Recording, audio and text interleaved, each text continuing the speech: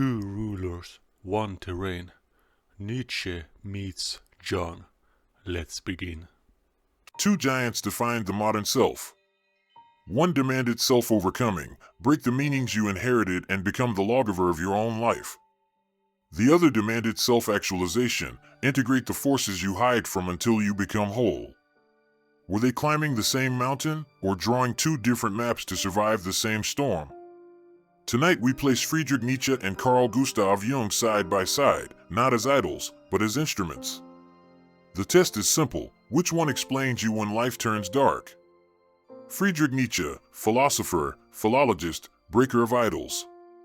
His verdict still echoes: God is dead. Not a celebration, a diagnosis. The old foundations have collapsed. Meaning is no longer guaranteed by authority. What follows is responsibility. He speaks of the will to power, the Overman, and a revaluation of all values, a project to create meaning rather than inherit it. He cuts into morality itself, unmasking how resentment can dress up as virtue. He warns that when transcendence collapses, nihilism arrives, not as a mood but as a logic, and only creators who dare to legislate new values can walk out of its gravity. His preferred laboratory is the self under pressure, solitude, honesty, and the courage to say yes to life even when it burns. Carl Gustav Jung, physician, psychiatrist, architect of analytical psychology. Where Nietzsche cuts the sky with a hammer, Jung descends into the psyche. He names the shadow, the persona, the anima and animus, and the self, a mandala-like center that orients the inner world. For Jung, the crisis is not only cultural, it is intrapersonal. Salvation is not decreed by reason, it is earned by integrating what we repress and fear. Dreams, fantasies, slips of the tongue, sudden attractions and aversions, these are signals from the unconscious. He calls the encounter with the numinous, that strange, charged meaning, indispensable for real change. Individuation is the path, a long, uneven movement towards psychic wholeness where opposites are faced, negotiated, and, sometimes, reconciled. Two temperaments, two methods. Nietzsche offers a tragic heroic poetics of creation. Jung offers a clinical, symbolic cartography of transformation. One aims to create a horizon, the other to integrate a depth. If Nietzsche is the spark that ignites the forge, Jung is the blueprint that keeps the metal from warping. This film asks two questions. Where do they converge? Both despise the herd that turns comfort into a religion. Both force the individual to face conflict rather than anesthetize it. And where do they diverge? Most sharply on God and morality, and on the starting point of change, a conscious act of value creation for Nietzsche, or the unconscious symbols that demand integration for Jung. They also diverge in how they treat the sacred. Nietzsche demands we overcome the old idols. Jung insists the God image remains psychically real and must be encountered or it will act from the shadows. By the end, you will know which path you're walking and what it would cost to try the other. Here's the map we will follow, without dogma and without hero worship. First, we set the stakes and define terms. You do not need to become anyone's disciple. This is navigation, not conversion. Then we enter the fundamental split, God and morality. Nietzsche's God is dead functions as a command to create. Without a metaphysical guarantee, values must be forged. The Overman is the one who dares. Jung answers from the underground of the psyche. God, or the God image, persists as an archetype of the self. You cannot legislate your way past it. You must integrate it, or it returns as neurosis, possession, or collective frenzy. The aim is not to win an academic contest. The aim is to supply a comparative framework with clear terms and boundaries. Then we cross into the overlap. Both thinkers attack herd comfort, Nietzsche's last man and ressentiment, Jung's persona trap and collective inflation. Read their overlap structurally. Creation as authorship of value under risk, Nietzsche, and integration as reconciliation of psychic opposites around a center, Jung. Together they outline not instructions but a comparative architecture, form and cohesion as the twin conditions of a durable life. Our task is to map where they converge and where they cannot. Finally, we close with a choice. Nietzsche diagnoses the crisis and dares you to legislate your life. Jung designs a method that keeps a self from shattering while that law is obeyed. You can seek the Overman, you can walk individuation, or you can alternate them like day and night, create in the light, integrate in the dark. If you already feel tension, good. Tension means there is energy to work with. Let's enter the split. When inherited certainties collapse, two distinct frameworks come into view. Nietzsche treats the absence of guarantees as an exposure that demands authorship of value. The sentence "God is dead" is not a celebration but a diagnosis. The external warrant of meaning has failed, and the locus of authority must shift. Jung brackets metaphysics and observes that the image of the sacred persists as psychic fact. Even when doctrine erodes, the God form returns in dreams, affects, symbols, what he will name the archetype of the self. The divergence is immediate. Nietzsche reads the moment as a summons to create. Jung reads it as an insistence to integrate. On the sacred, Nietzsche's move is iconoclastic and constructive at once. He unmasks inherited altars to clear space for founding, a revaluation in which values are authored at cost rather than received. Jung's move is translational. The sacred is relocated into the economy of the psyche. Attempts to abolish it produce return effects, possession, inflation, collective frenzies, because what is structurally necessary reappears when disowned. Thus, where Nietzsche asks after the courage to legislate, Jung asks after the right relation to a center that does not coincide with the ego. Morality is parsed along different axes. Nietzsche's genealogy shows how fear and ressentiment acquired the prestige of the good. Good and evil are not transcendent givens but the sediment of psychological strategies. The corrective is not cruelty but rank, a reweighting toward generative power, difficulty, and the capacity to affirm existence under pressure. Jung's ethics follows from structure. Action is sound when it emerges from a psyche that has bound its opposites, shadow-owned, persona relativized, libido distributed rather than leaking symptomatically. In both accounts, surface virtue can be compensatory. For Nietzsche, moral leveling that consecrates smallness. For Jung, a persona masking a split interior. Method recapitulates the fork.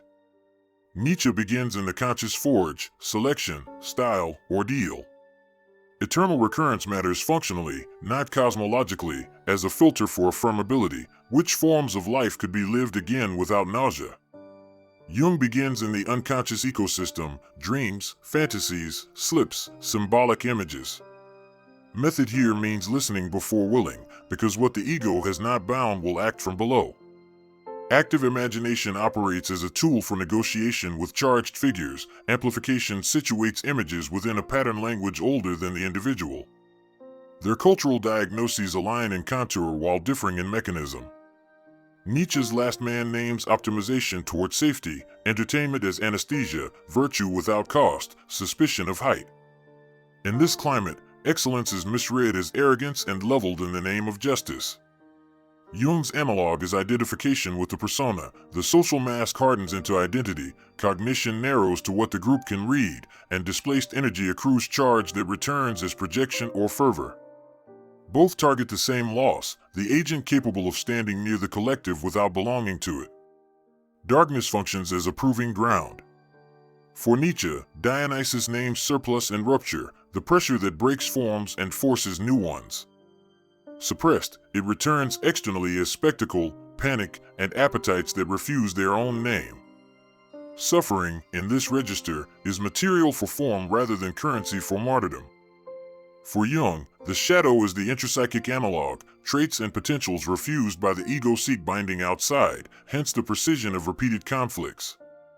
Symbols act as valves through which charged contents can enter form without flooding the system. Failed binding yields inflation, ego fused with archetypal energy, or symptomatic leakage. Safeguards mirror their projects.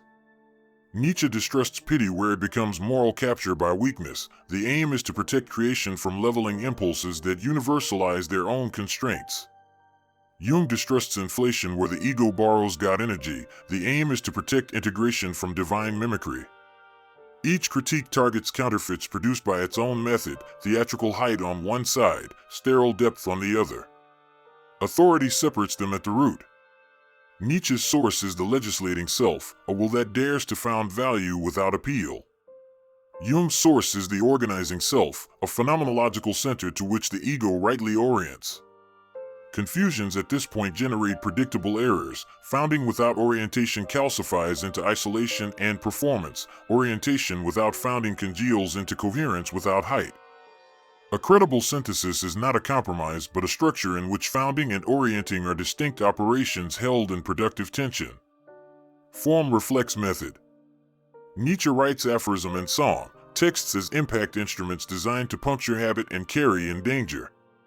Jung writes case, commentary, and alchemical exegesis, texts as containers that hold heat without cracking. One trains selection under pressure, the other trains binding under tension. Treated comparatively, both are psychotechnical literatures, not divided by whether they touch the psyche, but by which function they privilege. Failure modes of modernity fall cleanly into their schemas. In Nietzsche's terms, nihilism is the exhaustion of form, signs that no longer command allegiance, lives optimized for avoidance.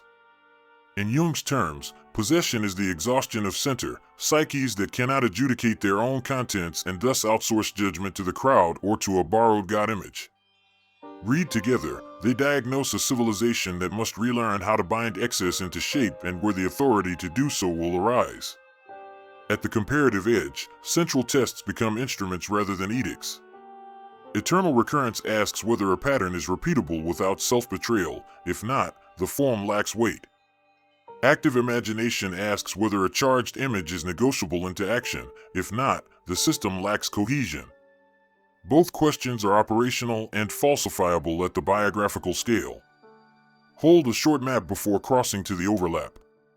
God/the sacred, abolition and founding, Nietzsche, versus symbolic necessity and integration, Jung. Morality/value, revaluation via rank and style, Nietzsche, versus individuation and wholeness as ethical substrate, Jung. Starting point/method, conscious forge, selection, ordeal, affirmability, Nietzsche, versus unconscious ecosystem, symbols, binding, center orientation, Jung. Core risks, counterfeit height, theatrical heroism, versus counterfeit depth, endless containment without consequence. Source of authority, legislating self versus organizing self. Read their overlap structurally, creation as authorship of value under risk, Nietzsche, and integration as reconciliation of psychic opposites around a center, Jung. Together they outline not instructions but a comparative architecture, form and cohesion as twin conditions of durability. The task is to map where they converge, in suspicion of the herd, in the centrality of conflict, in the psychological register of their claims, and where they cannot, on the ultimate ground of value and on the locus of the sacred. Both men distrust the crowd, but for different reasons and with different cures. Nietzsche's portrait is surgical, the last man, comfort without greatness, entertainment without risk, virtue without cost. The last man declares, "We invented happiness," which is less a boast than a diagnosis of lowered altitude. Much that parades as morality is, in his account, ressentiment, the alchemy by which weakness brands itself as goodness and condemns strength as evil. Excellence attracts a counter-narrative, accusations of cheating, arrogance, impurity, whose aim is not justice but leveling. The target is the psychic gravity that pulls affirmation down to the safety of consensus. Jung isolates a different machinery. The persona, the mask necessary for social exchange, hardens into identity, while the unlived remainder of the psyche gathers charge below. The result is incongruence, a compliant surface over a basement of sharpened teeth. The collective rewards persona performance, smoothness, correct opinion, fluent signaling, yet the bill arrives privately as anxiety, aggression, compulsions. At the limit, identification with the persona can shade into possession by the collective, moral certainty covering interior fragmentation. From here their responses diverge and illuminate. Nietzsche proposes a re-ranking by vital intensity, not popularity, not pity, but generative power and the willingness to risk form under pressure. Jung proposes differentiation, reintroducing distance between the speaking role and the speaking self so that energy sequestered in the mask can return to the psychic economy. In both views, the aim is the same, recover an agent capable of standing near the collective without being owned by it. The contemporary crowd adds a new mechanism, metrics.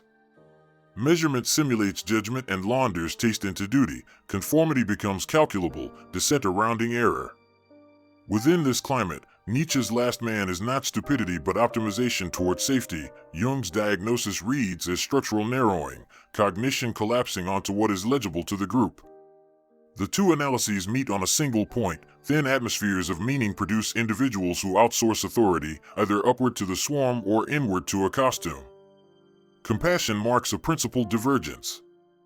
Nietzsche's critique of pity is genealogical, an effect that frequently reverses hierarchy by smuggling the authority of the suffering into the adjudication of value. In his analysis, pity can degrade both giver and receiver by fixing the configuration, binding strength to apology and weakness to moral leverage. Jung's angle reframes the same phenomenon structurally. What appears as pity can be a persona script that disavows aggression. The unowned opposite then returns as irritation, savior fantasies, or covert domination. Where Nietzsche defends creation from moral capture, Jung defends integration from effective counterfeit. Read together, compassion is not dismissed but disambiguated, either a recognition that enlarges reality by binding opposites, or a ritual that narrows reality by rewarding stasis. Darkness is the proving ground.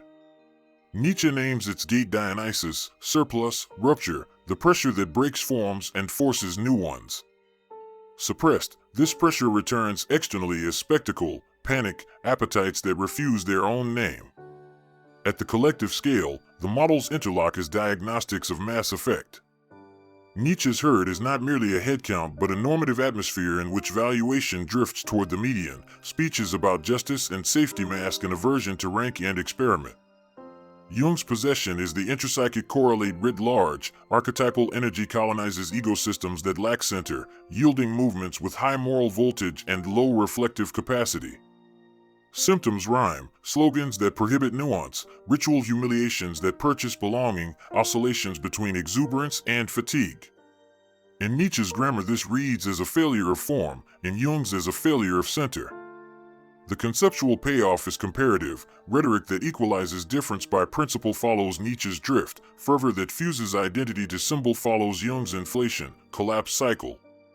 In this register, suffering is not currency for martyrdom but material for form. The question is whether a shape can be hammered that still merits affirmation without compensation. Jung names the gate the shadow, the complex of disowned traits and potentials. Energy not bound intrapsychically seeks binding outside, which is why conflicts repeat with such precision.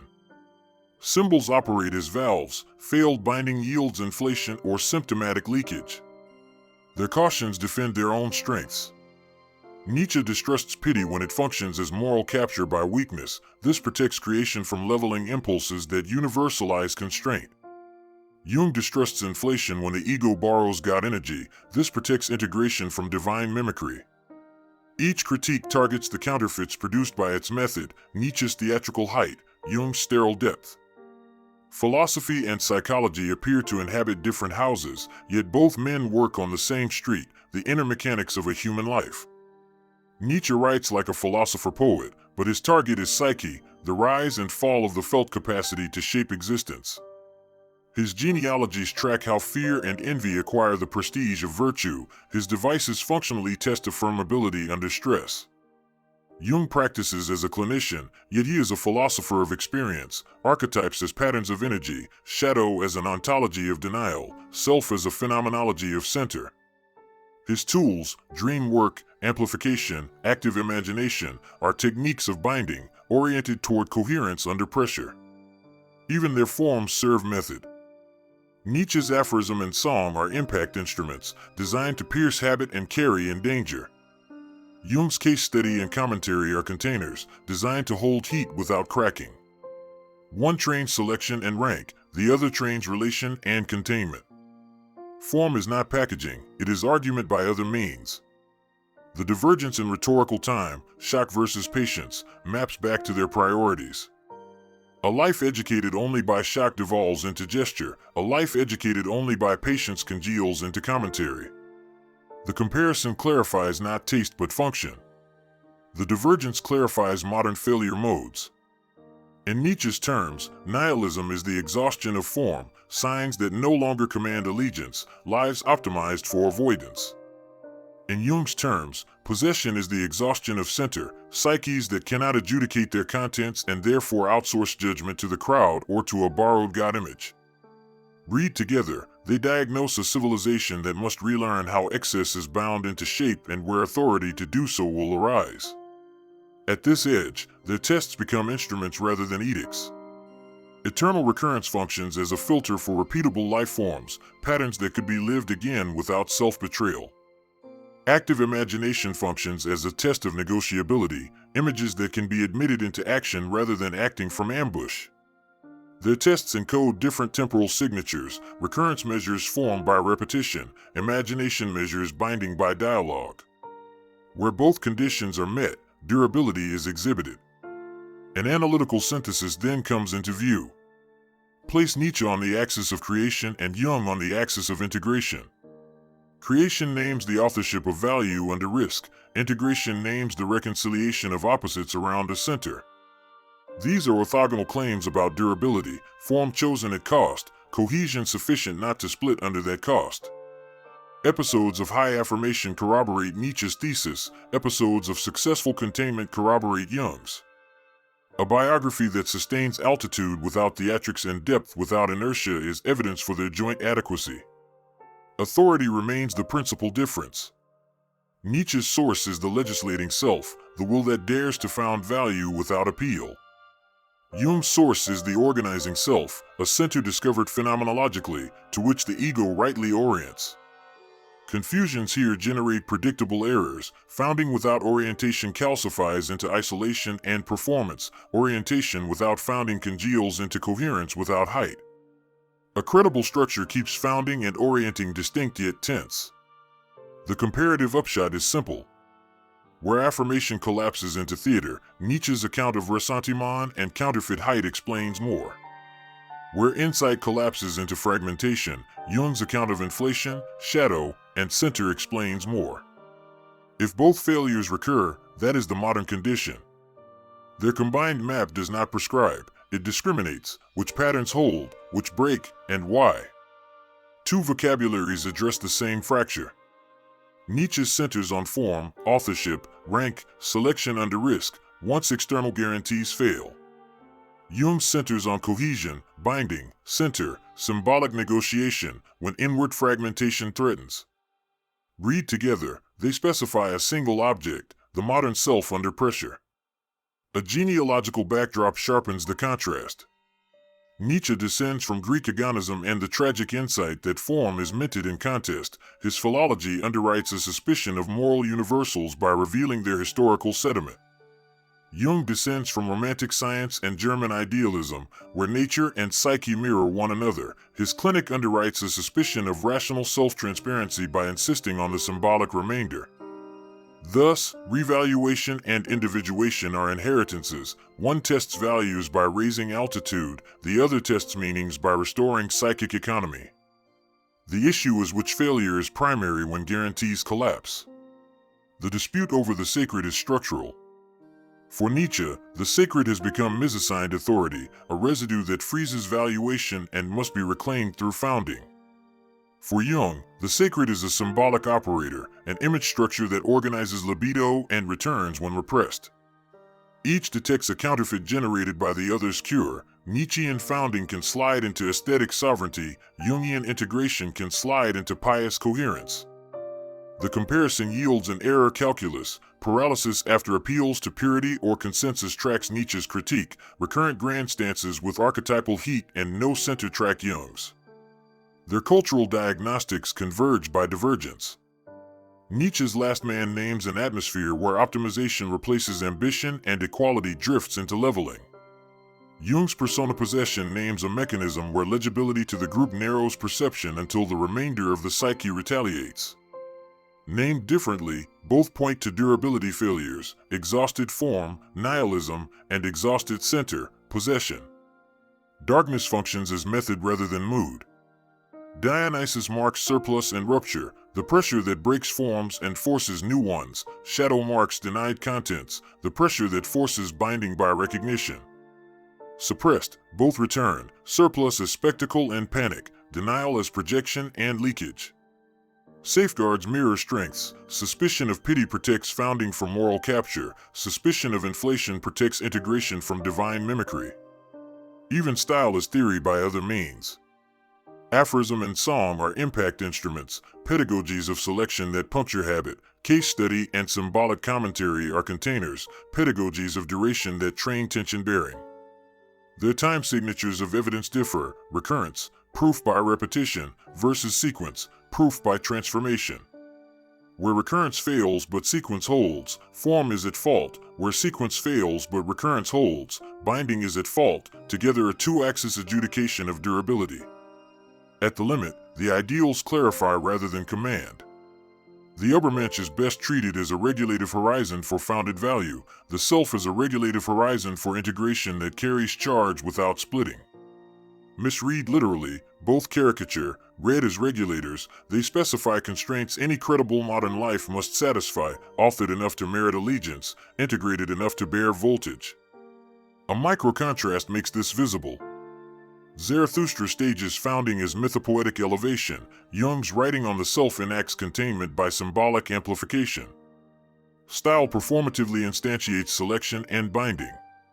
At the collective scale, the models interlock as diagnostics of mass effect. The herd is a normative atmosphere that drifts toward the median. Possession is archetypal colonization of egos without center. Symptoms rhyme, slogans that prohibit nuance, ritual humiliations that purchase belonging, oscillations between exuberance and fatigue.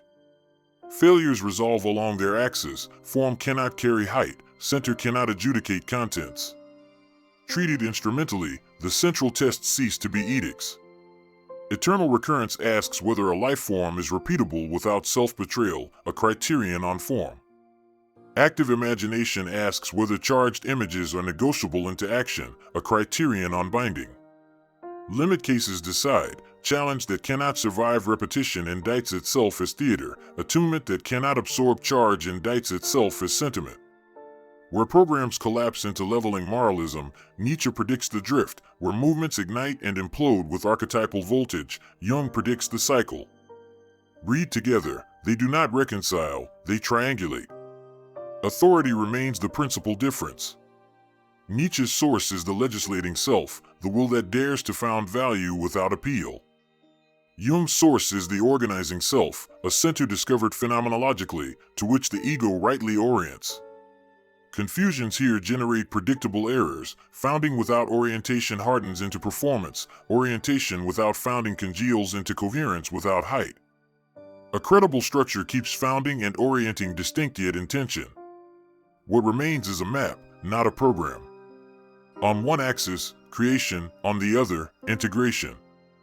Along the diagonals lie predictable distortions, height without depth, depth without height. The value of reading them together is not that they agree, but that their incompatibilities are diagnostic. Between revaluation and individuation, between the legislating self and the organizing self, the conditions of durability come into focus, form that merits repetition and a center that can bear charge. That, and nothing more pious, is the point of comparison. Comparison clarifies, but it also casts shadows. Hold Nietzsche and Jung too close and they blur into a pious hybrid. Hold them too far apart and you miss why they bite in the same places. What follows is the ridgeline, where their paths run side by side, then shear away. Jung's model implies a vector. However messy, psychic processes show a drift toward wholeness, a center capable of bearing opposites. Individuation is not a sermon, it is a structural tendency described from clinical sequence. Nietzsche resists any built-in end. His grammar is anti-teleological becoming, value authored under pressure, not uncovered as the telos of an inner plan. If individuation names an inherent trajectory, revaluation risks looking arbitrary. If revaluation is the only honest ground, individuation risks smuggling a metaphysical telos under phenomenology. The disagreement is not cosmetic, it sets what success could even mean.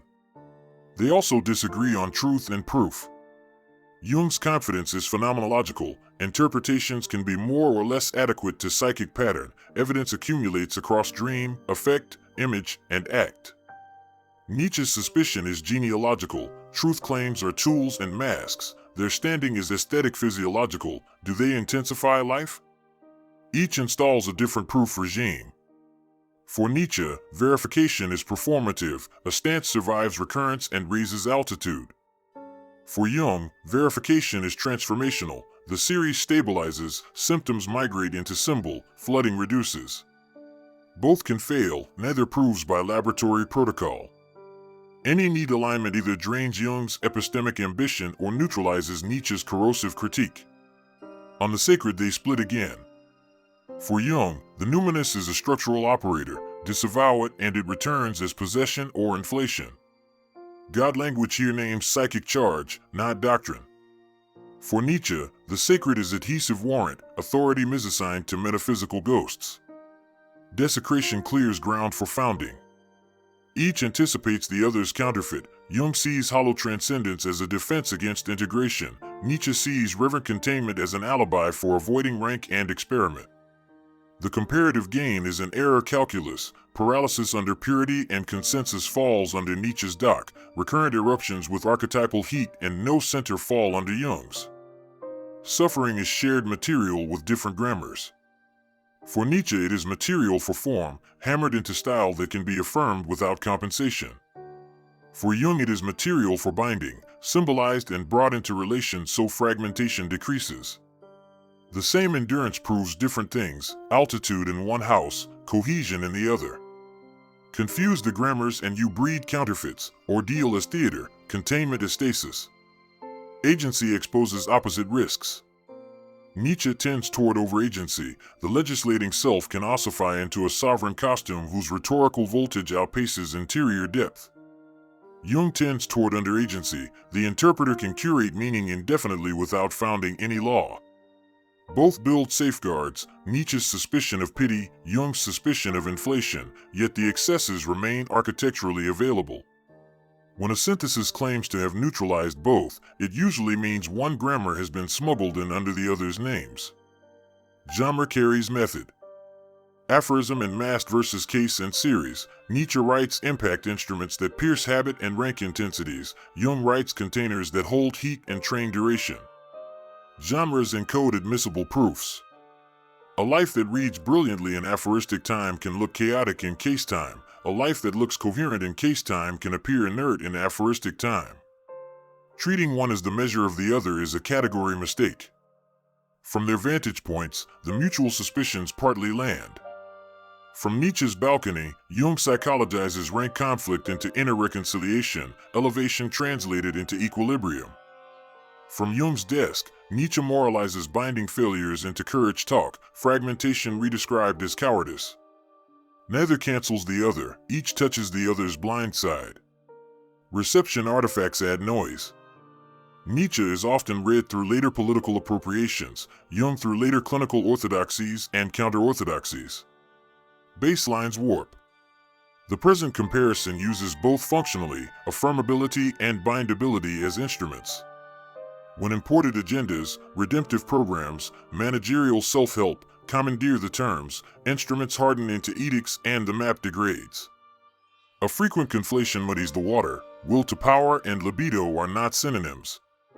Will to power is a valuation grammar, a way of reading life by gradients of intensity, rank, and form pressure. Libido is psychic energy tout court, morally neutral, seeking circulation and transformation. Kept distinct, the cross-reading clarifies, Nietzsche specifies direction, upward pressure into form, Jung specifies circulation, distribution, and containment. The same surge that Nietzsche reads as a test of altitude, Jung reads as a test of center. Symbol and warrant must also be pried apart. A sacred image can be operationally necessary without being authorized to legislate. Jung insists on the operator, Nietzsche denies the warrant. Literalization breeds error either way. When symbol is treated as warrant, valuation freezes. When warrant is denied as symbol, unconscious charge returns by the back door. The clean comparative move separates legitimacy, who gets to found, from necessity, what the psyche must bind. Time signatures test durability. Recurrence asks whether a pattern could return without nausea, failure indicts form. Sequence asks whether charged images interrelation across time. Failure indicts binding. These are discipline-specific falsifications, and they mirror genre. Aphorism trains decision, case trains endurance. Read together, they furnish a two-axis audit, repeatable without self-betrayal, negotiable without flooding. Scale doesn't erase the split, it magnifies it. At mass, Nietzsche's herd reads as a normative atmosphere drifting toward the median. Jung's possession reads as archetypal colonization of egos without center. Symptoms rhyme, leveling moralism, sloganized purity, oscillations between exuberance and fatigue. Failures fall on the axis, exhausted form when nothing compels allegiance, exhausted center when nothing adjudicates contents. Prediction divides labor, rhetoric that equalizes difference by principle follows Nietzsche's drift, fervor that fuses identity to symbol follows Jung's inflation, collapse cycle. Even the ideals clarify only when demystified. Read literally, Übermensch and self-caricature into heroic posturing and mystified interiority. Read as regulative horizons, they constrain counterfeits, founded value that will not relapse into borrowed sanction, integration that carries charge without splitting. Each regulates the other's excess, form without theater, cohesion without piety. They do not reconcile, they corner the space in which credible lives must move. Limits of translation remain. Nietzsche's diagnostics of ressentiment, reactive valuation dressed as justice, do not automatically map onto Jung's symbolic economy. Jung's transcendent function, the emergence of a reconciling third, does not automatically translate into Nietzsche's aesthetics of rank. Forced equivalences flatten the very sharpness that makes the pair useful. Two analytic vignettes fix the axes without preaching. In one, a public life organizes around founding and gesture, high-voltage, episodic allegiance.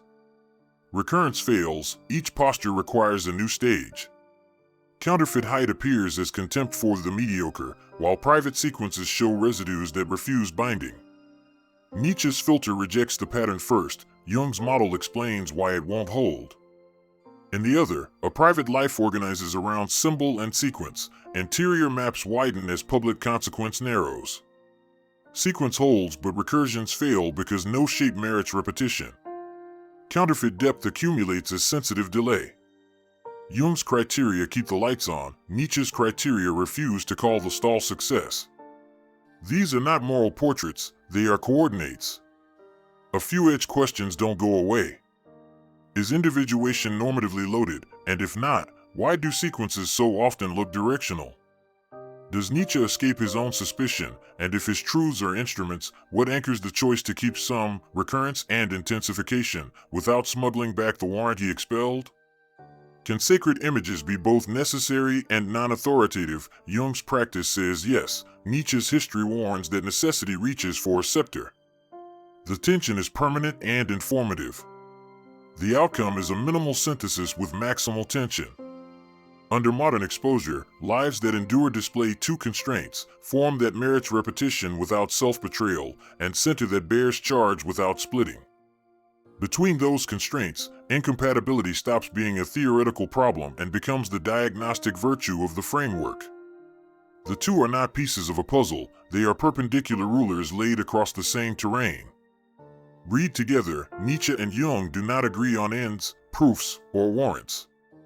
They agree on where failures appear and how counterfeits multiply. That is enough. The gain is not reconciliation but resolution, a clearer picture of why certain forms live and why certain centers hold. The frame is set, two rulers crossed over the same terrain, form and center. Now hear the pages that tune these claims. Before we dive into pages, a quick map of what's coming. For a few minutes we'll anchor our claims in the texts themselves. Each item lands in 3 beats, a line, a 2-sentence context, and what that line does inside our frame, either on the axis of form, Nietzsche, or center, Jung. This is not an exhaustive seminar, it's a tuning fork.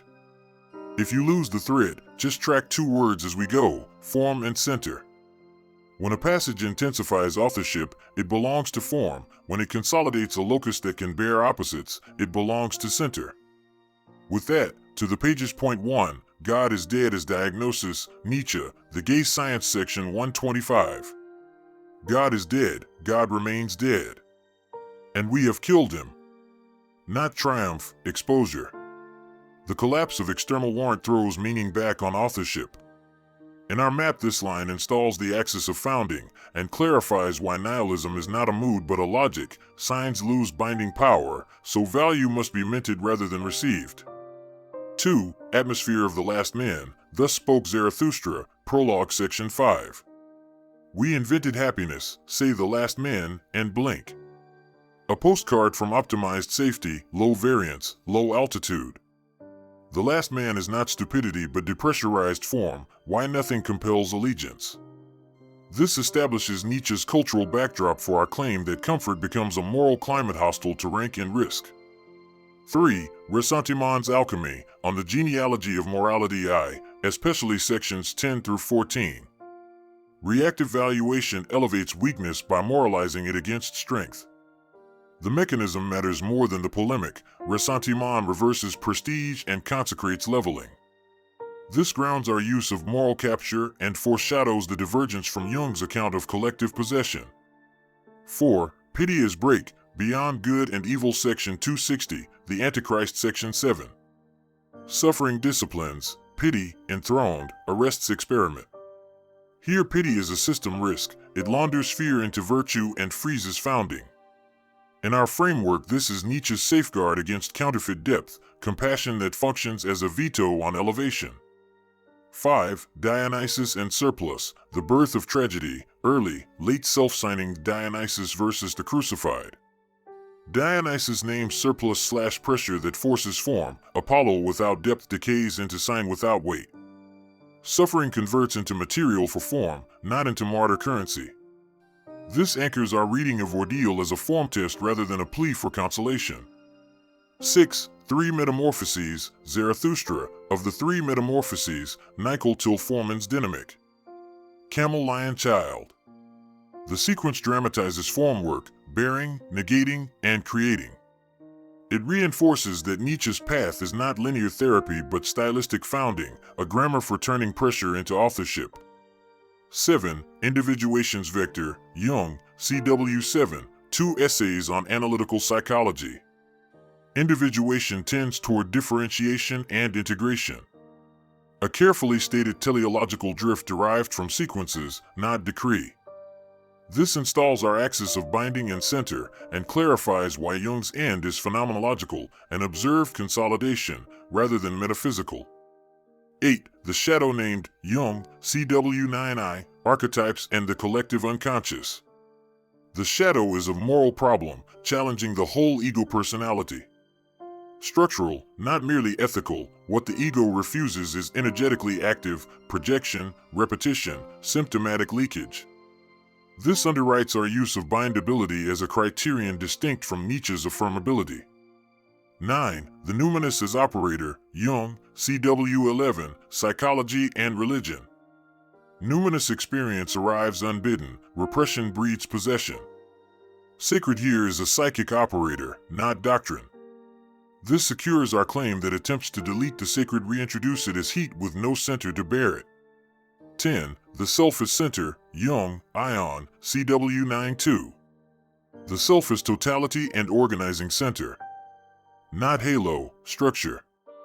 Distinct from Nietzsche's legislating self, it is an orthogonal constraint on durability. Without center, charge fragments the system. 11. The transcendent function, Jung, CW8. A third emerges when tension is held, not bypassed. Time signature, sequence over shock. This is Jung's counter to both repression and premature synthesis. It clarifies why containment is work, not passivity. 12. Mask as instrument, Nietzsche, BGE section 40, Ecce Homo. Every profound spirit needs a mask. Mask as method of elevation and risk of sovereign theater. This pins our caution about counterfeit height, style without depth, rank mimed by pose. 13. Eternal recurrence demystified, GS section 341, Z the vision and the riddle. A functional filter on affirmability, which patterns could recur without self-betrayal. Proof by repetition rather than by correspondence. This is the cleanest articulation of Nietzsche's form test. 14. Symbols of transformation, Jung, CW5, symbols of transformation, envisioning. Shifts libido from sexual to psychic energy, tracked through myth and fantasy. Here symbol is binding technology, not ornament. This clarifies why interpretation is not decoration but an energetic redistribution. 15. Answer to Job, Jung. Ambivalence inside the God image, archetypal charge with ethical tension. Explains why deletion of the sacred tends to return as collective fervor or private obsession, our possession line. 16. Mass psychology, two lenses, Jung, the undiscovered self, Nietzsche's herd aphorisms. Crowd is center failure, possession versus form failure, leveling. Predictive split, inflation, collapse cycles on Jung's side, anemia by optimization on Nietzsche's. Together they diagnose the modern ordinary. 17. Style as theory, Nietzsche's aphorisms, Jung's case series. Form is argument. Aphorism trains selection/rank, impact instruments, case trains duration/containment, containers. Rhetorical time maps to function, shock versus patience. This grounds our genre claim in the texts themselves. 18. Will to power is not equal to libido, cross-gloss. Will to power is evaluation grammar, direction, rank, form pressure. Libido is psychic energy, circulation, binding, transformation. Keeping them distinct prevents cross-dilution. The same surge reads as a test of altitude in one frame, center in the other. 19. The True World Undone, Nietzsche, Twilight of the Idols, How the True World Finally Became a Fable, envisioning. A satirical genealogy that dissolves the warrant of metaphysical backrooms. In our map, it is the final eviction of borrowed authority, clearing the ground for founding without relapse into transcendental guarantees. 20. Übermensch/self as regulators. Read literally, they caricature, heroic posturing/mystified interiority. Read as regulative horizons, they constrain counterfeits, founded value that won't relapse into borrowed sanction, integration that carries charge without splitting. Their job is not agreement but cornering the credible space. 21. 2 micro-readings, analytic, not prescriptive. Height without depth. A public life organized around founding gestures, high voltage, episodic allegiance. Recurrence fails, each posture requires a new stage. Counterfeit height shows as contempt masquerading as rank. Nietzsche's filter rejects first, Jung explains the leak, energy won't bind. Depth without height. A private life organized around symbol and sequence, immaculate maps, thin consequence. Sequence holds, but no form merits return. Counterfeit depth accumulates as sensitive delay. Jung's criteria keep the lights on, Nietzsche refuses to call the stall success. These vignettes are coordinates, not morals, they locate standard breakpoints on our two axes. 22. Proof regimes, contrasted and combined. Recurrence equals repeatability without nausea, form test. Sequence equals negotiability without flooding, binding test. Neither is a laboratory protocol, both are discipline-specific falsifications. Where both hold, durability is not asserted, it is exhibited.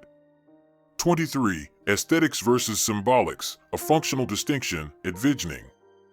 Aesthetic form and symbolic form are not the same currency. For Nietzsche, art is a stress test of form, style that carries surplus without collapsing into prettiness. For Jung, symbol is binding technology, an image that admits charge into relation.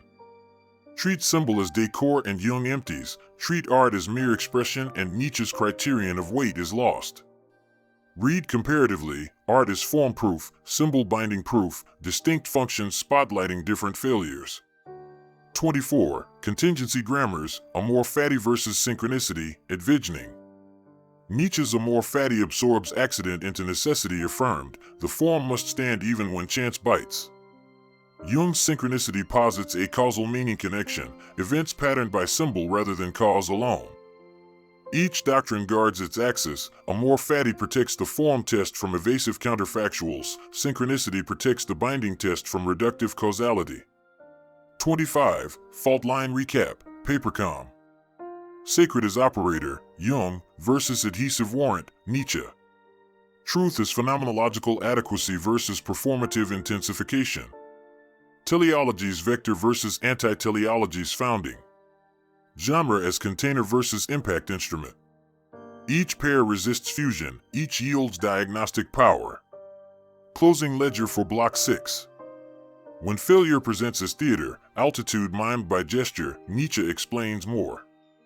When failure presents as fragmentation, charge without center, Jung explains more. Where both signs co-occur, modernity's default, the frameworks do not reconcile, they triangulate the fault line. Durability appears where a form merits repetition and a center bears charge. Disagreement isn't a detour here, it's the instrument that sharpens the picture.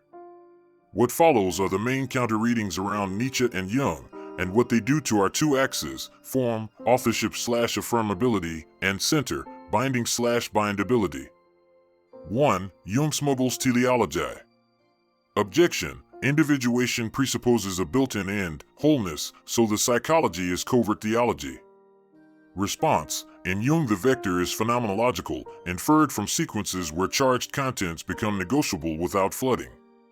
It's an empirical regularity, not a metaphysical command. Cost of accepting. Keep the claim thin, trend, not destiny. Cost of rejecting. You must explain why the same integration pattern recurs across cases without invoking some directional pressure. Net for our axes, this dispute targets center, is bindability descriptive or prescriptive? 2. Nietzsche dissolves truth, including his own.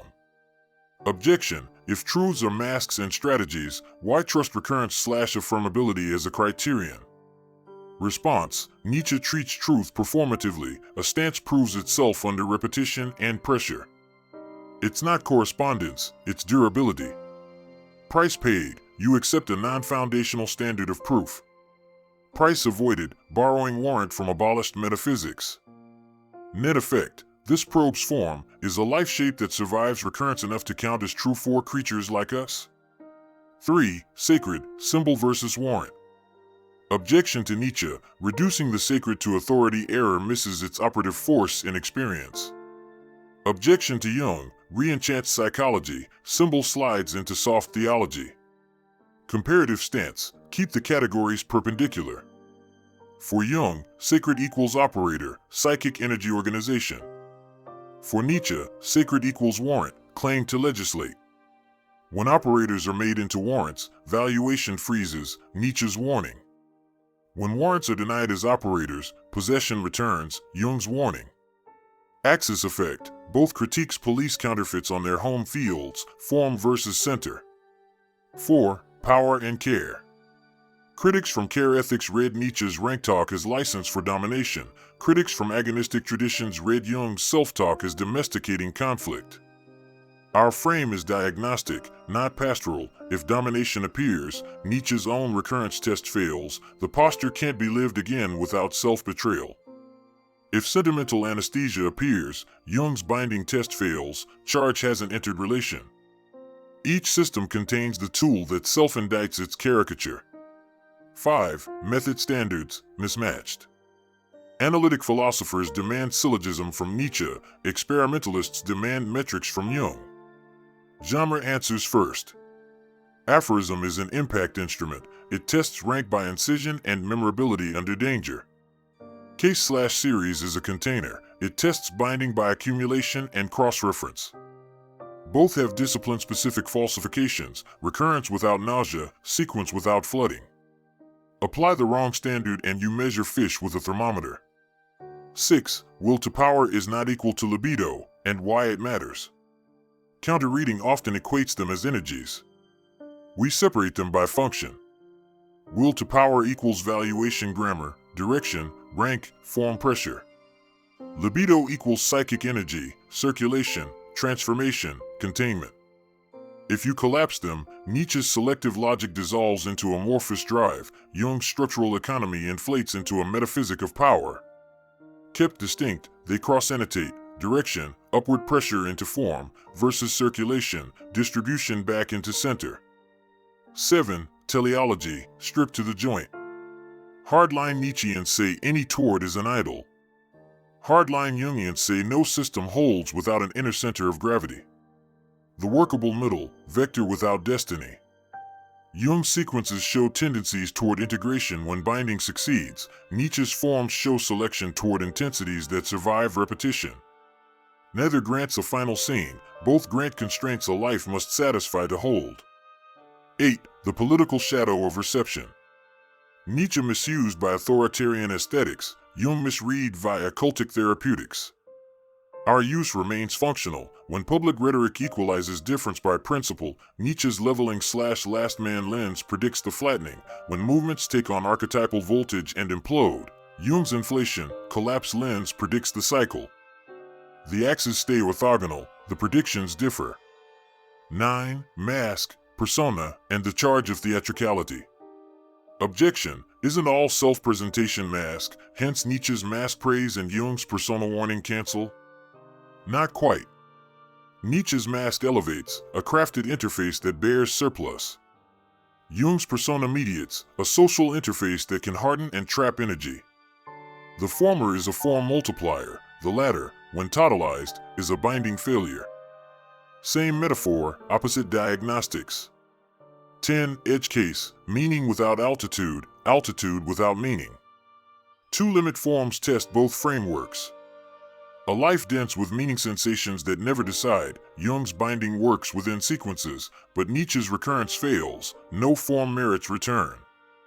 A life blazing with decisions that shed worlds, Nietzsche's recurrence may pass episodically, but Jung's binding fails, unintegrated charge scorches the center. The point isn't choosing sides, it's seeing which axis explains the break. 11. What disagreement buys us? If either thinker won, we'd lose resolution.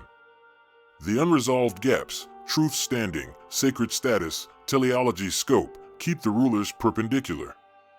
That perpendicularity is the feature. It lets us read failures as insufficient form or insufficient center rather than as one amorphous malaise. In practice, this yields comparative prediction. Where affirmation devolves into gesture, Nietzsche reads more. Where insight disperses into symptoms, Jung reads more. Where both happen, the ordinary case, they triangulate. Quiet close for the block. Counter readings don't overturn the frame, they calibrate it. What remains are conditions, not a creed, a form that survives repetition without self-betrayal, and a center that carries charge without splitting. The rest, the quarrels about ends, proofs, warrants, keeps the picture honest. The easiest way to flatten Nietzsche and Jung is to treat them as abstract machines. The safest way to let them breathe is to follow a life for a few minutes and read it with both rulers, form in Nietzsche's sense, authorship, affirmability, and center in Jung's, binding, bindability. No prescriptions here, only scenes and what their logic reveals. A composer in a northern city writes as if every piece were a goodbye. Openings sell out, critics reach for words like courage and purity. The catalog swells, 15 works in 3 years, awards, a myth of fearlessness. When the orchestra asks to reprise an early piece, he declines, that was someone else. The line sounds like freedom, but listen to what it refuses. In Nietzsche's register, recurrence is the cold test. Could this pattern return without self-betrayal? If every summit requires a new stage, the altitude may be theatrical. Aphorisms can serve as masks. Nietzsche says they often must, but a mask that cannot return becomes costume. In Jung's register, the persona, the fearless creator, hardens. What is disowned gathers charge below, a shadow that hates repetition, a scorn for the familiar that protects against being seen. Energy sticks to the role instead of circulating through the system. Inflation arrives not as bombast but as devotion to a public image that secretly owns its maker. The scene insists on a simple comparative sentence. Height without depth breaks at the first demand for repetition, and unbound charge announces itself as refusal of the past. Another city, smaller rooms. A neighborhood organizer brings people into circles where temperature falls and language thickens. Conflicts soften. Afterward, the hallway is warm with relief. The notebooks are beautiful, dreams recorded, phrases underlined, a slow archive of meaning. 5 years on, budgets change and the neighborhood looks the same. In Nietzsche's grammar, the air is thin. Meaning becomes anesthetic when it never chooses. Pity, so often praised in his pages, is dangerous when it levels rather than elevates. He would ask, where is the shape that can be affirmed again, paid for, held in public? In Jung's clinic, the sequences are exemplary. Affect enters symbol, symbol enters conversation, flooding diminishes. But the transcendent function stalls in the room. The persona of the unifier prefers harmonies that never meet the lion's no.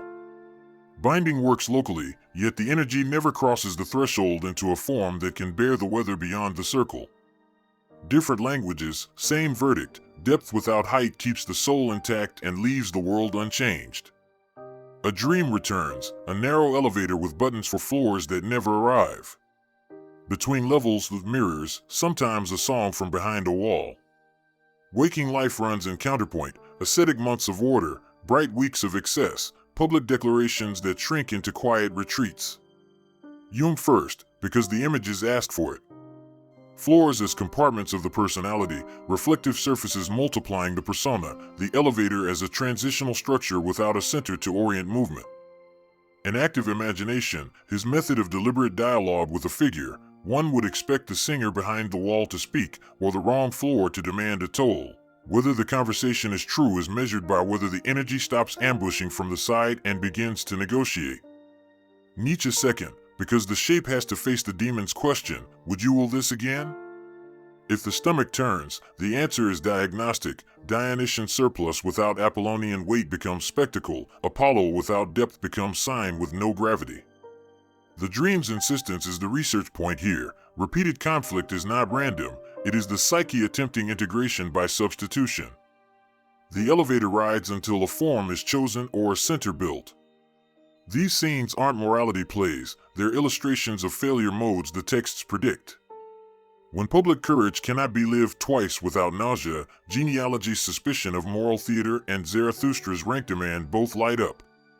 When insight stabilizes in small rooms yet cannot cross into a durable shape, the pages on the shadow, the persona, and the self explain why the psyche protects harmony by exporting conflict. And when the sacred is either deleted or enthroned, the split returns in force. Nietzsche warns that sacred warrant freezes valuation. Jung warns that sacred charge, refused, returns as possession. The difference is not piety versus skepticism but operator versus law. In Jung, the numinous organizes energy. In Nietzsche, no image may legislate. Even style becomes evidence when read patiently. Nietzsche's aphorism is an impact instrument. It trains selection under risk and is built to be carried into danger. Its proof is repetition. You meet the line again under pressure and discover that it still commands you. Jung's case and commentary are containers. They train duration, cross-referencing dream, fantasy, symptom, act until a third thing appears. His name for it is the transcendent function. Its proof is sequence, charged contents that once flooded now enter relation and stop needing theater. Lives that only learn aphorism devolve into gestures. Lives that only learn case congeal into commentary. Both thinkers wrote their methods on the page. If we place these vignettes beside the passages that anchor our map, the madman of the gay science diagnosing the collapse of external warrant, the last men who blink and call it happiness, the slave revolt that moralizes weakness into prestige, the Jungian insistence that the numinous arrives unbidden, the self and ion as an organizing center rather than a moral halo, the demon's thought experiment of eternal recurrence, the scenes stop being anecdotes. They become small laboratories where our two criteria are falsifiable. Does the form merit return, and can the charge be bound? And at the edge where biographies swell into crowds, the readings still diverge usefully. A movement that equalizes difference in principle and speaks safety with ritual certainty matches Nietzsche's diagnosis of leveling. A movement that fuses identity to a symbol and mounts an ecstatic campaign that ends in fatigue matches Jung's diagnosis of inflation and collapse. The scenes scale because the categories aren't moral feelings, they're mechanics. Form either carries height or it doesn't, center either adjudicates contents or it can't. There is a quieter point inside the stories. Most modern lives toggle between the two failures, episodes of altitude that won't repeat, episodes of depth that won't decide. Read with Nietzsche alone, you learn to refuse softness and mistake theater for courage. Read with Jung alone, you learn to refuse fracture and mistake delay for care. Read together, You acquire a two-axis image of what durability would have to be, a life form that could be willed again without self-betrayal, and a center sturdy enough to bear voltage without splitting.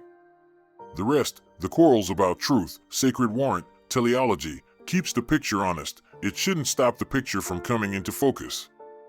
You can read Nietzsche and Jung as rival prophets. You can also read them as two laboratories that test different things. At the end of the long hallway, the signs above their doors are simple: form and center. In Nietzsche's lab, proof is repetition. A claim earns standing if it can be carried back into danger and still compel you.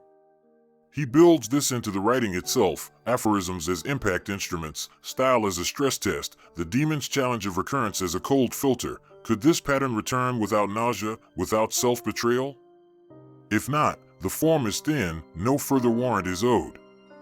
In Jung's lab, proof is sequence.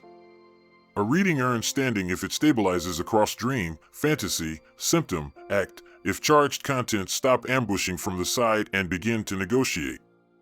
He encodes this in method, case series, amplification, the transcended function, not a compromise but a third thing that appears when tension is borne long enough. If sequences don't integrate, the center is weak, no further rhetoric will fix it. The rest of our disputes sort under those lights. Truth becomes performative durability in one room and phenomenological adequacy in the other. The sacred is warrant in Nietzsche's history and operator in Jung's clinic, law versus energy organization. Teleology shrinks to scale, a vector without destiny in Jung's sequences, an anti-teleological founding pressure in Nietzsche's forms. Art and symbol stop being interchangeable. Aesthetic form is a proof of weight, symbolic form is a proof of binding. Because the proofs differ, the counterfeits differ. Counterfeit height is ordeal as theater, gestures that cannot return. Counterfeit depth is containment as stasis, sequences that never decide. And because the counterfeits differ, the safeguards differ. Nietzsche distrusts pity when it freezes experiment by sanctifying smallness. Jung distrusts inflation when the ego borrows God energy and calls it a self. Each thinker built a break for the failure mode his own method can produce. Taken together, the laboratories don't merge, they cross-calibrate. When affirmation collapses into gesture, Nietzsche explains more. When insight collapses into fragmentation, Jung explains more. Where both failures co-occur, the modern ordinary, they triangulate the fault line. A durable life, in this vocabulary, would have to satisfy two non-negotiables at once: a form that could be willed again without self-betrayal, and a center that can bear voltage without splitting. Anything less is eloquence. Quiet close. The value of the comparison is not a doctrine but a resolution gain. Two rulers, perpendicular, laid across the same terrain, two proofs that refuse to counterfeit each other. If the picture is clearer now, it is because the disagreement has been kept intact. Keep the rulers perpendicular, a form you can will again, and a center that can bear the charge. There are two ways to end a story like this. One is with an answer. The other is with an image that keeps working after the credits. We choose the second. Picture the same mountain range we began with, the sky clear enough to show its distances. On one ridge, a forge glows, Nietzsche's workshop of form, masks that elevate, aphorisms that survive weather, the demon waiting at the door with a single question: could you will this again? On the far ridge, a dark observatory holds its light, Jung's clinic of center, images under glass, dreams cross-referenced, a patient cadence that turns heat into a third thing no one could command. Between the ridges, paths coil. The first is the path of authorship. It passes through broken statues and new balconies. It demands rank without resentment, style without pretense, the strength to meet suffering as material rather than as spectacle. Its sacrament is recurrence. The second is the path of orientation. It descends where the air thickens with symbols. It demands a listening stout enough to bear ambivalence, a refusal to let persona replace a soul, and a hospitality to the numinous that does not hand it a scepter. Its sacrament is sequence. Both paths are exposed to the same weather. Crowds blur into atmospheres, pity poses as law, power borrows a halo. Counterfeits multiply, ordeal as theater, containment as stasis. Our two rulers remain perpendicular for a reason. Merge them and the picture smears, keep them crossed and the terrain resolves. On one axis, form capable of return without self-betrayal. On the other, center capable of bearing voltage without splitting. This is not a doctrine. It is a resolution setting. If the sacred appears again on the horizon, and it always does, its double meaning is no longer a riddle. As warrant, it freezes valuation; as operator, it organizes energy. The difference is not piety versus irony, it is law versus mechanics. Nietzsche will wave you past every altar that tries to legislate. Jung will ask what moves in you when you think you are untouched by the sacred. If both are right in their domains, then the modern task is not to choose a chapel but to learn which weather system you're standing in. And if truth becomes difficult, as it should, the proofs are already on the table. One proof sets the pattern to the test of recurrence and watches whether nausea arrives. The other runs a series and watches whether charged contents stop ambushing from the side. If you want a single word for both proofs, it is durability. A life form that can be willed again, and a center that can hold its charge, this is the joint claim. Our vignettes were not morality plays. They were laboratories in story form. The composer whose altitude could not return, the organizer whose depth would not decide, the elevator that never found its floor. Each scene let the pages read the life, not the other way around. When a shape crumpled under repetition, Nietzsche's texts explained more. When a system flooded for lack of center, Jung's did. And when both failures co-occurred, as they do so often in the modern ordinary, their disagreement did not cancel, it triangulated. So what remains at the end is neither hero worship nor a blended creed. What remains is a picture that can now carry weight. Nietzsche does psychology by other means, Jung does philosophy with a clinic attached. Read together, they supply two non-negotiables for any life that hopes to merit allegiance: form you can will again, center that can bear the charge.